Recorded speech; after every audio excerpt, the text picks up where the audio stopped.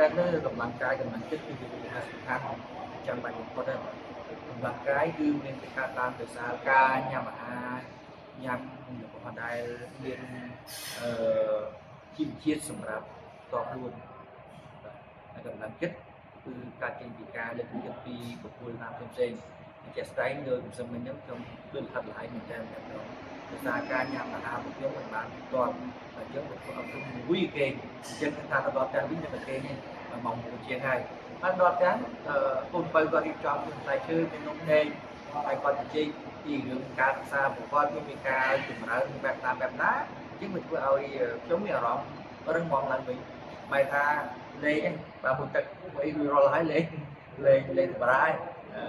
លេងគិតថាការផ្លាស់ប្ដូរអីយ៉ាបតនៃការគិតរបស់យើងគឺមានការផ្លាស់ប្ដូរហើយពីមុនហ្នឹងយើងថាទៅដល់ផ្ទះយើងគេដោយសារវាថាថៃពេកប៉ុន្តែដល់ផ្ទះបែរជូនទីកូនបើទីភាសាគាត់លើកទឹកចិត្តពីភាសាការរៀនសូត្ររបស់គាត់ហើយនឹងការផ្ដល់អាហាររបស់គាត់រៀបចំឲ្យយើងបានល្មមដែលយើងអាចញ៉ាំបានទៅធ្វើឲ្យយើងមានកម្លាំងរឹងមាំឡើងវិញលេងចម្រាក់ទៅដូច្នេះកម្លាំងកាយកម្លាំងចិត្តគឺជាធម៌ពលមួយដ៏សំខាន់បំផុតធម៌ពលនេះគឺថាធម៌ពលទី1គឺយើងរៀបចំខ្លួនឯងគឺថាការហូបអាហារដែលមានផាសុកភាពហ្នឹងធម៌ពលទី2គឺមកពីខាងក្រៅដែលមានការលើកទឹកចិត្តពី